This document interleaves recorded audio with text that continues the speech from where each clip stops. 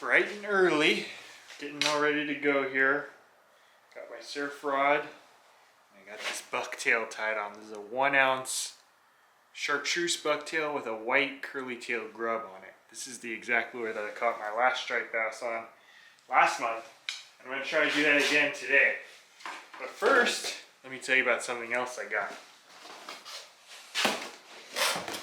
I got this brand new set of waders from this company called Foxelli. I believe that's how you pronounce it. Don't quote me on that. In that box is this brand new set of neoprene waders. And one of the benefits of these neoprene waders is a little bit thicker than some of the newer style waders that you see. So it's going to keep you a little bit warmer on these cold, chilly winter mornings, whether it be out on the river or out on the surf. And they have a variety of different colors. These particular are the brown ones with the boots sewed in for convenience. It also has this nice little hand warmer / compartment in the front here. I can put my bucktails or other lures that I want to switch out to later right there, right on my chest, as well as keep my hands warm right in here. It's got these 2 straps that go over your shoulders, nice and comfortable, with the neoprene kind of padding in there so that you're not getting rubbed on the shoulders by those straps. And it comes with some other goodies. So the waders come with this convenient little carrying case for your waders here and there. It also has this phone case, some extra neoprene material if you want to patch your waders up if they happen to get a leak. And then it also has this right here. I believe this is the hanger to hang up your waders. It has a couple little clips to clip onto the boots so you can hang it upside down, just in case you get water inside the waders and you want to dry them out. That's super convenient. And it also has this belt. If you're wading, especially, honestly you should probably wear it in the surf as well, but especially in rivers, if you happen to get pulled in the surf, or if you happen to fall down inside the river, your waders are going to fill up with water, and that belt will kind of help prevent water from going down. Oh, let me turn that light back on. What I was saying is that wading belt will help prevent water from getting all the way down into all your legs and everything. So it's just a little bit safer out there if you wear this belt. So shout out to Foxelli for sponsoring this video. Also have a link to these exact waders right here if you want to get one for yourself. And on that note, let's get out on the water, out on the surf, start casting. We're definitely not going to catch a fish in the garage here. I got a good feeling about this. Bite's going to be a little bit tougher. As the water gets colder, bite's a little tougher and tougher, especially out in the surf for those striped bass. But doesn't mean you can't catch one. So let's get out there and see if we can find one.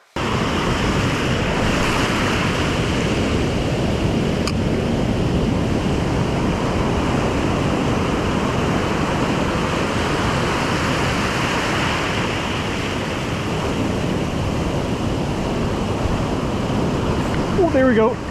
There was a fish. It came back. Oh no, it came off. Oh, that felt like a good one. Oh, dang, dang, dang. There's fish here. We gotta get him. Come back.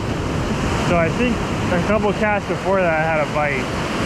I wasn't sure. So it was just kind of like a quick tap. But after the second one hit, now I'm thinking, I'm pretty sure that the first one was also a bite.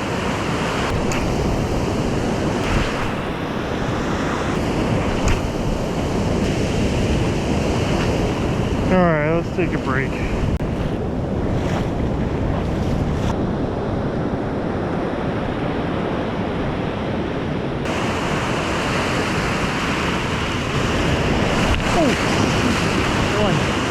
Almost ate it there. That is the last cast. I just cast it, and when I stepped into a hole. Almost just went down. We had our one chance.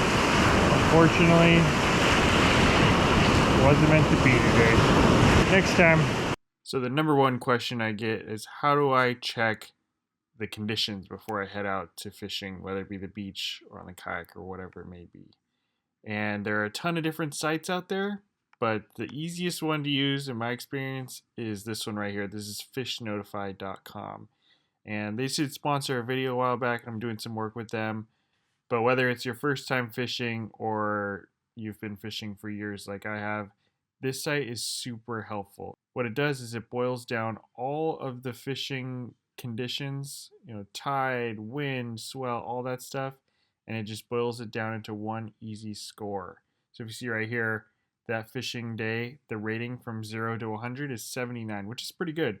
And the reason I chose that last day that I was out there and this day that I'm about to go fishing is because one, the first one was like an 89 or something like that, and this one right here, 91, which is one of the highest scores I've seen on this site. So especially during the winter time when the conditions can be tough, this site can be super helpful to narrow down the days when you'll want to head out there and try your luck out on the surf. So again, fishnotify.com. I'll leave a link down in the description. All right, let's get back to fishing. Well, I think the only thing worse than a skunk is getting a bite like that and not catching it and leading to a skunk. So now I'm determined to catch one. I'm gonna head back out there today, but first I'm gonna stop by the tackle shop and pick up a few items. All right, here's what we got. Some swivels, it's kind of boring. We got 3 bucktails, 1 ounce and 1/2 ounce. And then I got another 1 ounce bucktail, a little bit different brand, a little bit different style. I'm all in on bucktails right now, if you didn't notice already. But another thing that just happened while I was in the tackle shop, a little bit concerning. Look at this. I don't know if you can read that on there, but it says, the National Weather Service has issued a tsunami warning. A series of powerful waves and strong currents may impact coasts near you. You are in danger. Get away from coastal waters. Move to high ground or inland now. Keep away from the coast until local officials say it's safe to return. So not the best alert to get when you're headed out to the beach to go fishing. Yeah, I'm gonna have to do some investigation to see what's happening here. Well, as much as I'm tempted to go try and catch a striped bass during a tsunami, it's probably not in my best interest to go to the coast right now. It looks like there was an earthquake off the coast of Eureka. So anytime there's an earthquake that's underneath the ocean floor, definitely a serious tsunami concern at that point. So, well, at the very least, I got some tackle. I did drive out to the beach, but it looks like I'm gonna have to head home. So we're gonna have to pick up this pursuit another day. It's a little before 7 a.m. We're gonna try this again. And it turns out that there was actually no tsunami yesterday, so we probably could have fished, but I didn't want to be one of those guys in the news where you read about it and like, oh man, disregards tsunami warning and then gets washed out to sea, whatever. So anyway, better safe than sorry. But today we're back.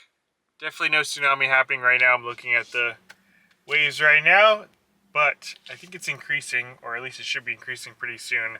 Unfortunately, we only have a couple hours to fish today. I gotta go to a dentist appointment, so I need to be out of here by 10. So I have about 3 hours, and I brought the e-bike to try and get us a little bit more fishing time in, so we can cover a little more water.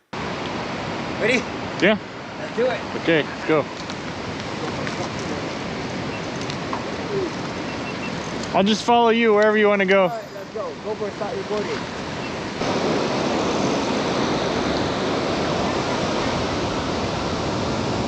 I don't know if this is alive. Yeah, it's alive. I think it's alive. It's alive. Oh, this is... Holy moly. Oh, we're gonna do this one. If you want to, yeah. Yeah. So no one will take it. Except if you're gonna stay longer. I'm just gonna be here. Oh, okay.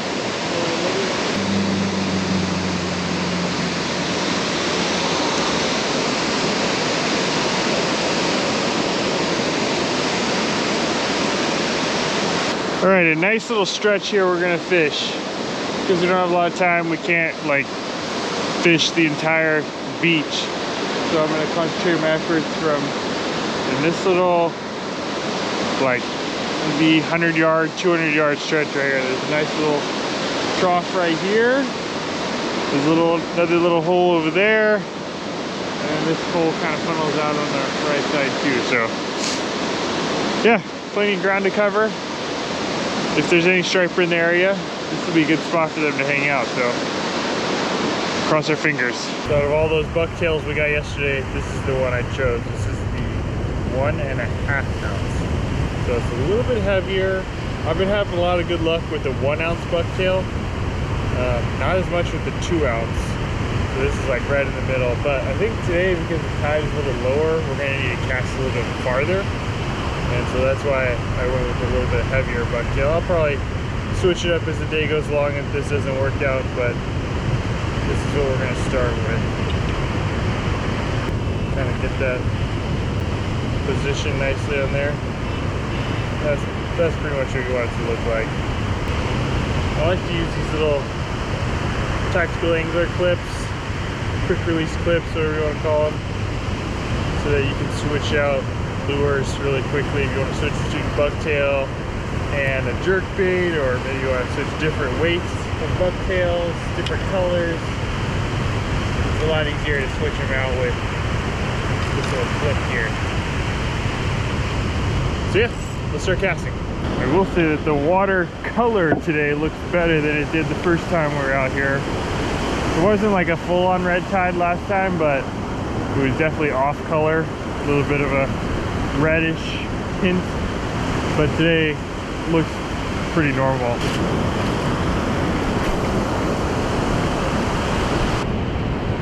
All right, June just caught a crab. Now I need to catch a striper. One more hole. I don't know if you can see it, but I can see why those striped bass would want to eat this thing. Shoot, I'm almost tempted to take a bite out of it. Look at that curly tail just whipping in the current.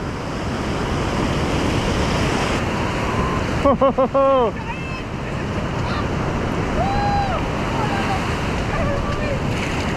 You want me to grab him?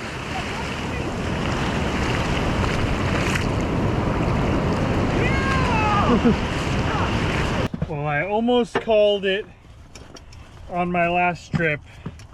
Went out there with June, and June actually did pretty well on the crabbing, but I was looking for striped bass and unfortunately nothing was happening. And I almost called it a year on that one. I had a really good striped bass year. Well, I don't know if I could say really good, but it was pretty good for what I put into it. I wish I would have fished for it a little bit more, but I caught some nice fish. Definitely better than my most recent years. Still looking for a big one, but anyway, I decided I'm gonna come back out one more day, and it's already, shoot, I think it's already like 4:30, something like that, maybe 4:15. And nowadays the sun sets at like 5, so I only really have about an hour of sunlight, which is why I'm hustling to get all my gear on here and get down there. Hoping I can end 2024 striped bass season with a bang tonight. I don't need a big one, I just want one keeper fish would be nice. Got our rod.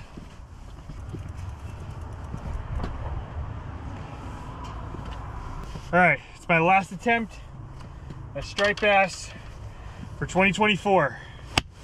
Let's see if it happens.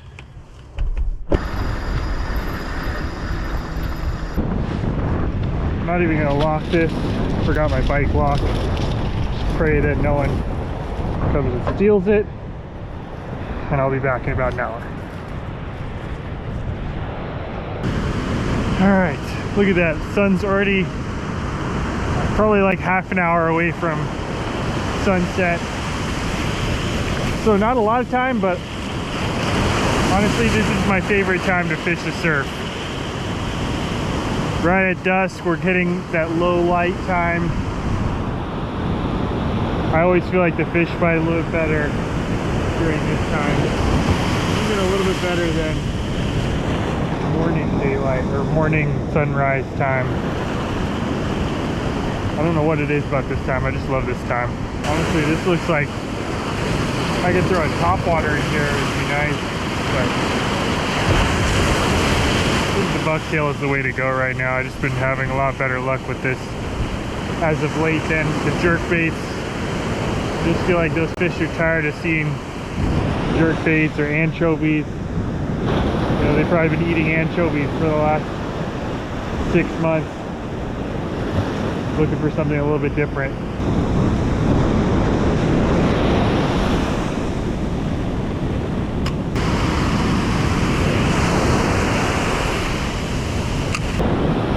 All right, this is my last cast of the season. I know I didn't catch any fish in this video. I really tried to. I wish I could have put one on the sand for you. I missed my first chance, but other than that, this season has been great.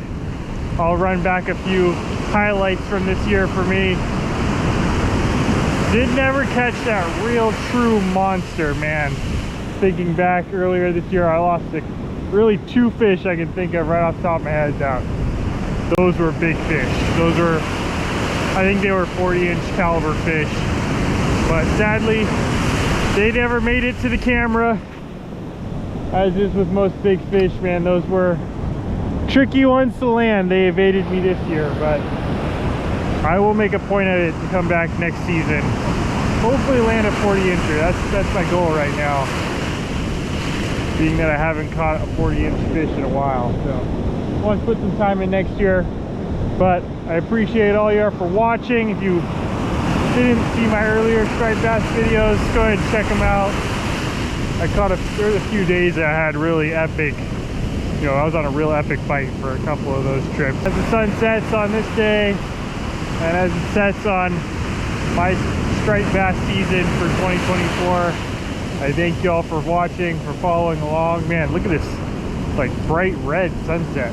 I learned a lot this year, as every year that I keep on fishing, and hopefully I can transfer some of that knowledge through my videos to all of you who are watching. So anyway, on that note, there'll be plenty more fish to target, different species to find. Until next, I don't know, maybe March or April is usually when I start catching them. So anyway, for now, we'll see you next season. I also realized that after I said last cast, I got to talking to the camera, and I probably took 3 or 4 more, plus 1 more right there. So never truly is the last cast, but anyway, I just keep talking to the camera here to give me an excuse to make another cast and another cast and another cast. But that one right there truly was the last one.